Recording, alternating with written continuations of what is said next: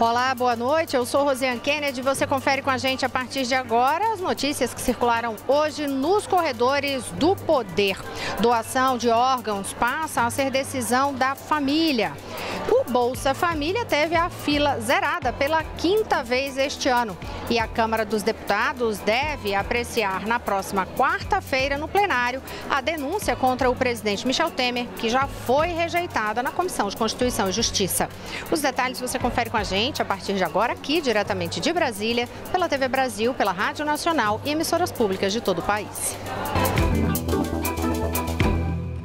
A gente inicia o noticiário hoje falando desta decisão agora que facilita a doação de órgãos no país, uma decisão super importante. Aí já começa o noticiário hoje aqui, o programa dizendo, inclusive, né, eu sou doadora de órgãos. Sabe que eu falo isso para todo mundo? É importante mesmo que as pessoas que querem ser doadoras de órgãos e tecidos falem isso para os seus familiares, principalmente a partir de agora. Mas quem traz informações para a gente sobre o que é essa determinação é justamente Jéssica Gonçalves, no estúdio da Rádio Nacional. Boa noite, Jéssica.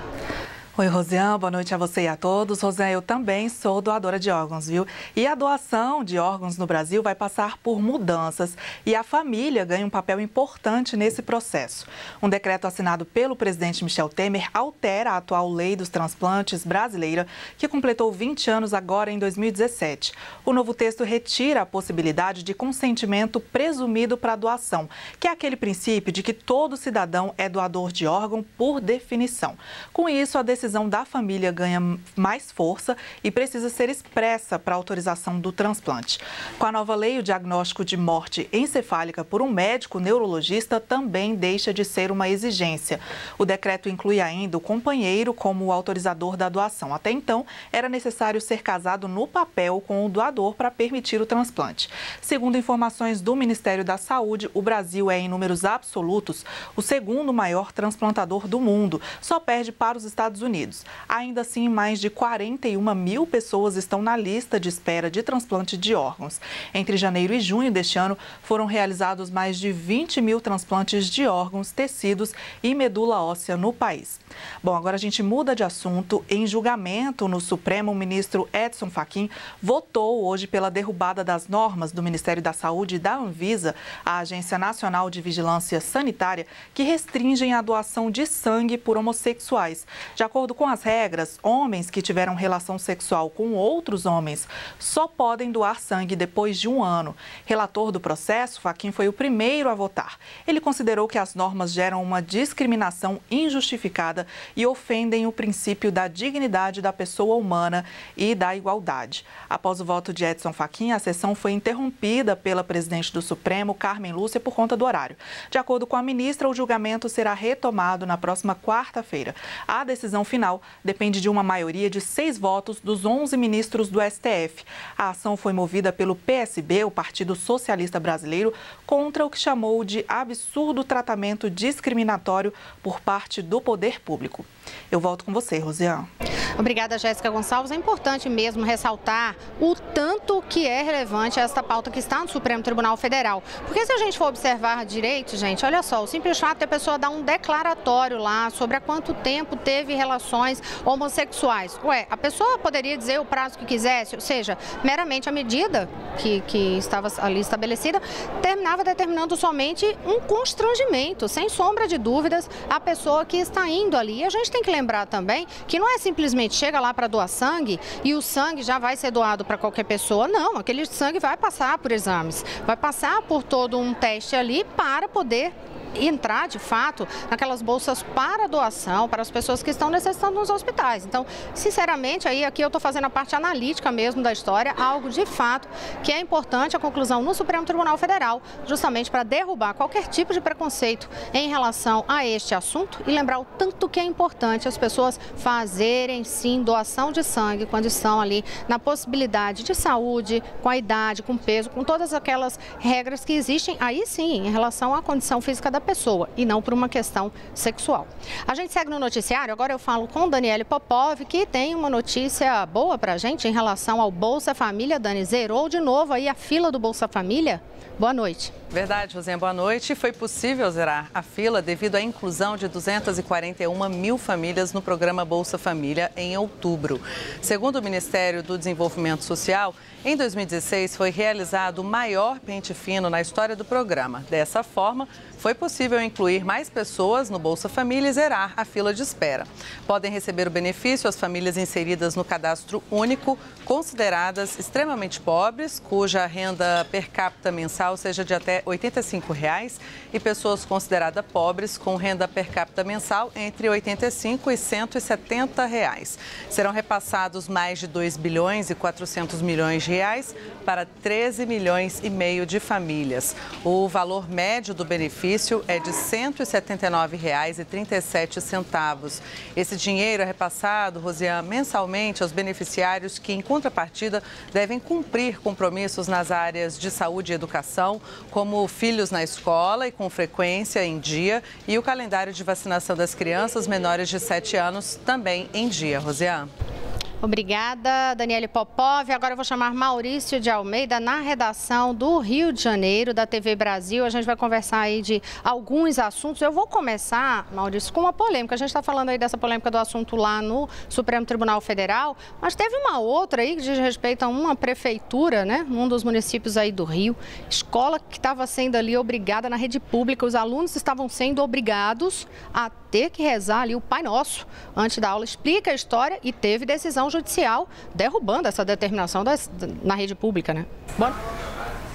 Olá, Rosiane, boa noite. Foi isso mesmo. Desde o início desse mês, a Prefeitura de Barra Mansa, uma cidade que fica no município, no sul fluminense, ela determinou que os alunos, antes de começarem as aulas, eles tinham que rezar o Pai Nosso. Primeiro eles cantavam o hino do Brasil e depois tinham que rezar o Pai Nosso, todos formados em fila antes do início das aulas. Só que o Sindicato Estadual dos Profissionais da Educação entrou na Justiça com um recurso para tentar impedir essa oração. E a Justiça de Barra Mansa decidiu que realmente não pode acontecer essa obrigatoriedade. Os alunos não podem ser obrigados a rezar o Pai Nosso. O juiz de Barra Mansa seguiu uma determinação do Supremo Tribunal Federal, que no mês passado, também numa decisão polêmica, por 6 votos a 5, decidiu que o ensino religioso poderia acontecer nas escolas públicas. Só que esse ensino teria que ser facultativo. Dessa forma, a Prefeitura de Barra Mansa não poderia obrigar que todos os alunos rezassem o Pai Nosso. Por isso, agora, a oração do Pai Nosso fica suspensa nas escolas públicas lá de Barra Mansa, no sul do estado do Rio de Janeiro. Rosiane.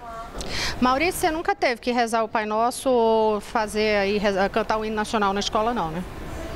Olha, eu tive sim, porque eu também estudei no Colégio Marista, escola religiosa, e toda segunda-feira tinha o Pai Nosso e a gente também aprendia também a seguir o Marcelino Champagnat, que era o fundador da escola. Mas era uma escola religiosa, né? Escola pública realmente não pode ter que decidir por nada, né? Pois é, então, era justamente por isso que eu quis fazer a pergunta para você, porque no meu caso eu estudei em colégio religioso também, éramos aí competidores, viu? Marista e os salesianos, e realmente a gente rezava, eu estudei em outros colégios também religiosos, a gente rezava, mas é uma coisa direcionada, quer dizer, o pai, a mãe coloca a criança ali já sabendo disso, e olha que hoje em dia já existe decisão judicial em instâncias locais, assim, que também impedem, porque de toda forma, se tiver uma criança ali de outra religião, vai causar constrangimento.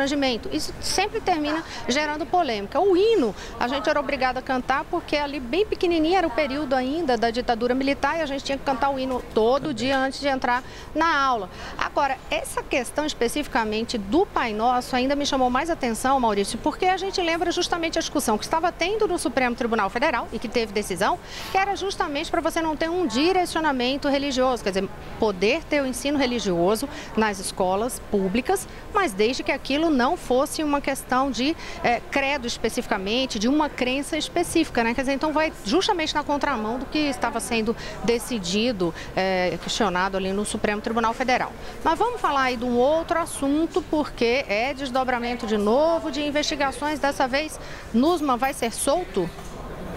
É isso mesmo, Rosiane. Uma decisão por unanimidade, por 4-0, o Superior Tribunal de Justiça decidiu conceder o habeas corpus para Carlos Arthur Nussmann. Ele, por um momento, continua preso porque tem um trâmite burocrático. Esse habeas corpus foi concedido em Brasília, tem que chegar aqui no presídio em Benfica, na zona norte do Rio de Janeiro, para Nussmann ser libertado. Isso deve acontecer no final da noite de hoje ou talvez só durante a madrugada ou amanhã, que Nussmann deve deixar a prisão. Mas os ministros do STJ colocaram algumas medidas cautelares para Nussmann deixar a cadeia. Ele não pode viajar para fora do Brasil, terá que entregar o passaporte, não pode manter contato com os investigados nesta operação que desdobra a investigação sobre a compra de votos para o Rio sediar os Jogos Olímpicos de Rio 2016, e também Nussmann não pode visitar o Comitê Olímpico Brasileiro nem a sede do Comitê Rio 2016. Ele também terá que ir todos os meses à Justiça para prestar esclarecimentos. Lembrando que ontem Nussmann foi denunciado pelo Ministério Público Federal pelos crimes de lavagem de dinheiro, corrupção, evasão de divisas e participação em organização criminosa. Até agora, o juiz que tinha decretado a prisão de Nussmann, o juiz Marcelo Bretas, da Vara Federal aqui do Rio de Janeiro, ainda não decidiu se Nussmann vai aceitar ou não essa denúncia. Se Nussmann, dessa forma, aceitando a denúncia, Nussmann passa a ser réu, Rosiane. Obrigada, Maurício de Almeida. Eu vou agora conversar com Daniele Popov novamente na redação da TV Brasil. A gente lembra que ela também está trazendo um noticiário da Agência Brasil, já que Carolina Pimentel está de férias. E por falar em Agência Brasil, eu lembro que o site é agenciabrasil.abc.com.br. E no site você tem hoje, inclusive, outras notícias referentes a essas investigações da Lava Jato. Por exemplo, em relação àquela investigação sobre Gedel Vieira Lima, também em relação aos irmãos Batista. Daqui a pouquinho a gente traz as manchetes aí para você, mas lá no site da Agência Brasil já tem um noticiário mais amplo sobre o que ocorreu hoje em relação aos desdobramentos da Lava Jato. Agora, Dani, a gente vai conversar aí sobre aquela polêmica a respeito da mudança no entendimento a respeito do que é trabalho escravo e o que é que você tem de novidade hoje. Então, Rosiane, a portaria que trata do trabalho escravo e que foi publicada esta semana provocou novas reações. A Procuradora-Geral da República, Raquel Dodge, estabeleceu um prazo de 10 dias para que o Ministério do Trabalho revogue o documento. Publicada na última segunda-feira, a portaria foi classificada por Dodge como retrocesso à garantia constitucional de proteção à dignidade da pessoa humana. O Ministério do Trabalho ainda não se manifestou sobre esse prazo. E deputados e senadores apresentaram na Câmara e no Senado uma série de projetos com o objetivo de sustar os efeitos da portaria do Ministério do Trabalho, que estabelece novas regras para a caracterização de trabalho análogo à escravidão e altera os critérios de divulgação daquela chamada lista suja do trabalho escravo. Até o momento, 19 projetos de decreto legislativo já foram apresentados. As propostas para sustar os efeitos do decreto foram apresentadas por parlamentares de 9 partidos: PMDB, PV, Rede, PSOL, PT, PCdoB, PSB, PPS e PDT. E teve protesto contra o documento. Auditores fiscais, procuradores e juízes do trabalho protestaram no Salão Verde da Câmara dos Deputados contra a portaria. Rosiane. Obrigada, Daniele Popov. No próximo bloco, você confere com a gente como está a agenda aqui na Câmara dos Deputados para a votação da denúncia contra o presidente da República, Michel Temer, que já foi rejeitada ontem pela Comissão de Constituição e Justiça. Daqui a pouquinho eu volto já.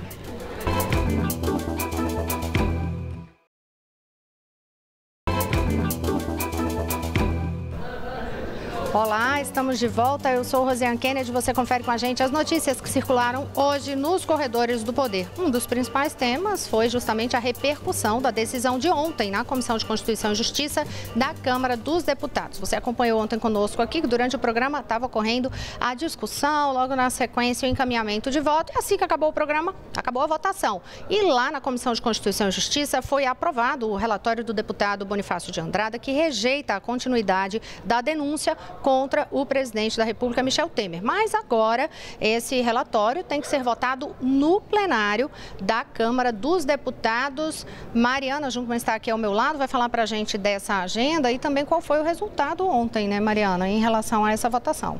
Isso mesmo, Rosiane. Ontem, o relatório de Bonifácio de Andrada pelo arquivamento da denúncia foi aprovado com 39 votos favoráveis ao relatório dele e 26 votos contrários. Esse número, Rosiane, é exatamente dois votos a menos a favor do relatório e 2 contrários. São 2 votos que mudaram de lugar em relação à votação da primeira denúncia, né? Na primeira denúncia, o relatório que inicial, a gente lembra, era pelo prosseguimento da denúncia, depois foi apresentado um outro relatório para que ela fosse rejeitada, e esse relatório pela rejeição tinha sido aprovado por 41 votos a favor e 24 votos contrários. Então, esses 2 votos são exatamente daqueles 2 deputados do PSB que foram mudados pelo partido pouco antes da votação de ontem. A gente falou sobre isso aqui nos corredores do poder. O PSB fechou questão internamente, a sua executiva nacional, a favor de que a denúncia contra o presidente prosseguisse, e por isso mudou inclusive a liderança do partido aqui na Câmara e mudou 2 deputados que eram favoráveis ao arquivamento da denúncia. Esses 2 deputados foram mudados pelo partido, na representação do partido na Comissão de Constituição e Justiça, Rosiane. Então, foram exatamente esses os votos que migraram, vamos dizer assim, de a favor do arquivamento para a favor do prosseguimento da denúncia. Mas não chegou a interferir no resultado.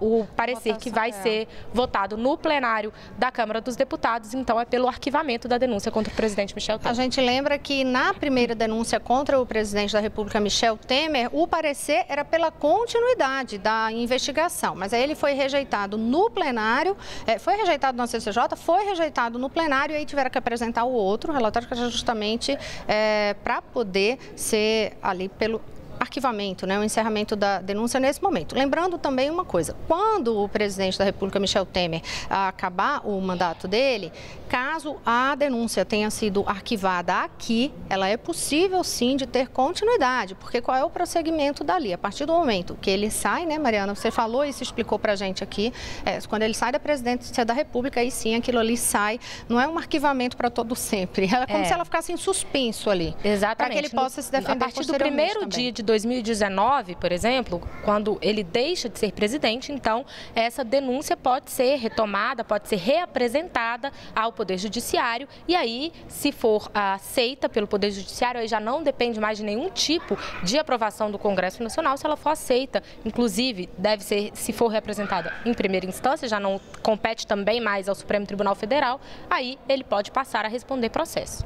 E aí a gente vai falar sobre os desdobramentos também de um outro assunto que falamos muito ao longo da semana, que é a questão da volta do senador Aécio Neves para o Senado Federal. Ele tinha tido mandato suspenso, aí o Senado Federal rejeitou a medida imposta pelo STF e Aécio voltou ontem. Você conferiu com a gente. Só que olha só, ele voltou ontem, mas diante de uma pressão do grupo de oposição a ele, para que ele responda processo no Conselho de Ética do Senado Federal, e uma pressão também do próprio partido para que ele deixe definitivamente a presidência do PSDB. Ontem até o PSDB fez reunião sobre isso, né, para aqui no Congresso Nacional, uma reunião só da bancada para poder discutir o assunto. Então vamos começar aí por um dos pontos, começar primeiro por essa questão do Conselho de Ética, porque já tinha sido apresentada uma denúncia, tinha sido protocolado ali um pedido, mas aquilo não foi aceito. E aí agora? Exatamente, Rosiane. A gente lembra que quando todo esse escândalo envolvendo o senador Aécio Neves começou, a Rede Sustentabilidade apresentou, na época, uma denúncia contra ele no Conselho de Ética, e essa denúncia foi arquivada no entendimento do presidente do Conselho de Ética, ela foi arquivada então. Agora, o PT apresentou uma nova denúncia. É de praxe o presidente do Conselho de Ética encaminhar as denúncias para receber um parecer da advocacia do Senado sobre o prosseguimento delas ou não. Ele ainda está aguardando o parecer da advocacia do Senado sobre isso, ela ainda não se manifestou, mas já circula um entendimento de que essa denúncia não poderia ser reapresentada por se tratar do mesmo fato, né? Inclusive, essa é uma prática comum também no mundo jurídico, você não pode apresentar 2 vezes uma denúncia sobre o mesmo fato. Então, circula aí de que a advocacia do Senado deve, então, se manifestar nesse sentido, mas ela ainda não se manifestou oficialmente. E aí, quando o senador João Alberto Souza, que é o presidente do Conselho de Ética, receber esse parecer, aí, então, ele vai ter 5 sessões para chamar o conselho, né, para uma reunião do conselho e manifestar qual vai ser a sua posição. E como eu já adiantei, ontem à noite, depois de o senador Aécio Neves ter voltado, falado no plenário, como você acompanhou com a gente ontem aqui, teve uma reunião do PSDB justamente por causa daquela afirmação que o senador Tasso Gereissati, que está interinamente na presidência do partido, tinha feito, dizendo que defendia que ele renunciasse à presidência do partido. A bancada fez uma reunião sobre isso, mas deixou a cargo do senador Aécio Neves decidir se vai mesmo se afastar definitivamente da presidência do PSDB. Vamos ouvir o que disse o senador Tasso Gereissati após a reunião. Fizemos uma avaliação profunda dos últimos acontecimentos e sobre o futuro próximo do partido. Eu falo futuro próximo é o que rumos o partido deve tomar nos próximos dias. E definimos que a decisão final sobre qualquer medida que venha a ser tomada para essa definição ficará a critério do senador Aécio Neves, que vai fazer uma avaliação política, pessoal, sobre todas essas questões que foram colocadas por todos os senadores e vai, em cima dessa sua avaliação, tomar uma decisão e nós vamos aguardar. Olha, portanto, a gente vai trazer, obviamente, os desdobramentos disso aqui também. Mas vamos voltar a conversar com o Maurício de Almeida, porque saiu decisão judicial aí em relação ao Nussmann, né, Maurício? Sim, Rosiane, uma decisão que acaba de sair. O juiz Marcelo Bretas acaba de aceitar a denúncia contra Carlos Arthur Nussmann e também contra o ex-governador do Rio, Sérgio Cabral. Os dois agora são réus. Cabral é réu pela 16ª vez. São réus agora nesse processo que investiga a compra de votos para o Rio sediar os Jogos Rio 2016. Cabral, Nussmann, Leonardo Grimmer, que era assessor de Nussmann, Papa Diak e Lamine Diak vão responder pelos crimes de corrupção, evasão de divisas, lavagem de dinheiro e participação em organização criminosa. Nussmann é réu, mas a decisão do habeas corpus do STJ continua mantida. Nussmann vai responder em liberdade a essa acusação. Assim que o habeas corpus chegar aqui no Rio de Janeiro, Nussmann vai ser libertado e responder o processo em liberdade. Rosiane. Obrigada, Maurício de Almeida. Outros detalhes no Repórter Brasil. Agora eu vou voltar a conversar com Jéssica Gonçalves, que traz informações para a gente, porque aquele saque antecipado do PIS/PASEP começou, e com muitas filas aí, né, Jéssica? Pois é, Rosiane, começou hoje e quem tem mais de 70 anos e possui as cotas do PASEP pode ir mais cedo ao Banco do Brasil para agilizar o atendimento. Até o dia 31, mais de 1.300 agências em todo o país vão abrir 1 hora mais cedo para atendimento exclusivo aos cotistas do programa. A lista das unidades com horário especial está disponível na página do Banco do Brasil. Nesta quinta-feira também começaram os saques para os cotistas do PIS na Caixa Econômica Federal. Nos dois casos, a retirada é válida somente para os trabalhadores com carteira assinada, que contribuíram até 4 de outubro de 1988. Já na Caixa, o horário de atendimento é normal. Bom, agora a gente vai mudar de assunto e falar sobre uma novidade para os motoristas em relação às multas de trânsito. Mas quem traz as informações é a Daniele Popov. Boa noite, Dani. Oi, Jéssica, boa noite. Pois é, o parcelamento poderá ser feito para pagar multas, uma ou mais, de trânsito. O órgão de trânsito receberá o valor integral no momento da operação e então procederá com a regularização do veículo. Caso a divisão do valor em parcelas gere cobrança de juros, o acréscimo deverá ficar a cargo do titular do cartão, que deve ter acesso a informações sobre custos operacionais antes da efetivação da operação de crédito. Já as operadoras arcarão com possíveis atrasos. A resolução já está em vigor. Agora, para que essa alternativa venha a ser disponibilizada, é preciso que as entidades integrantes do Sistema Nacional de Trânsito, como DETRAN, DER e DENIT, firmem acordos com empresas para habilitá-las a oferecer esse serviço. De acordo com a norma, não poderão ser parcelados os seguintes tipos de débito: as multas inscritas em dívida ativa, os parcelamentos inscritos em cobrança administrativa, os veículos licenciados em outras unidades da federação e multas aplicadas por outros órgãos autuadores que não autorizam parcelamento ou arrecadação por meio de cartões de crédito ou débito. O Conselho Nacional de Trânsito, CONTRAN, diz que a medida é para aperfeiçoar o processo de cobrança e quitação de débitos. Agora eu volto com você, Rosiane. Mas eu vou te perguntar aí sobre um outro assunto, já que a gente está falando aí aí de dívida, de cobrança, enfim, uma campanha que foi lançada pelo Banco Central para tentar gerar aí um uso consciente do cartão de crédito, que a gente sabe que tem juros estratosféricos aí se a pessoa não pagar o integral ou pagar somente, ou não pagar, né? São juros aí impressionantes.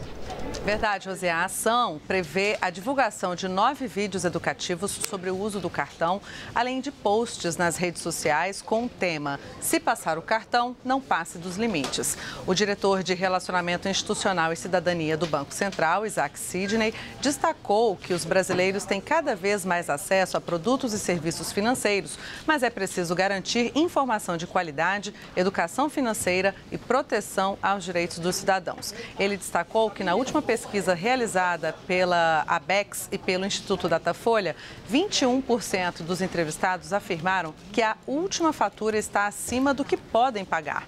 O foco da campanha são as classes D e E, que, segundo a pesquisa, têm maior dificuldade para pagar a fatura do cartão de crédito. De acordo com o Banco Central, a taxa de juros do rotativo do cartão de crédito para quem paga pelo menos o valor mínimo da fatura chegou a 221,4% ao ano em agosto. A taxa cobrada dos consumidores que não pagaram ou atrasaram o pagamento do mínimo ficou em 506,1% ao ano, Rosiane. Obrigada, Daniele Popov. Olha, antes de me despedir da boa noite para você, aí eu já aproveito para dar parabéns antecipado, que eu sei que é seu aniversário amanhã e você não estará por aqui, vai sair de férias. Então, parabéns, viu, Popov? Obrigada. Olha, a gente segue aqui no noticiário rapidamente, só para destacar as manchetes aí no site da Agência Brasil, que eu disse que tinha lá. Olha, empresas investem mais em programas anticorrupção após a Lava Jato, diz pesquisa. Lava Jato, TRF4, aumenta a pena de assessor do PP, João Cláudio Genu. A Justiça suspende a ampliação de bloqueio de bens de Joesley e Wesley Batista. E ainda tem uma notícia de que o TCU estima que o BNDES teve prejuízo de 304 milhões no investimentos na JBS. Boa noite a todos, até amanhã.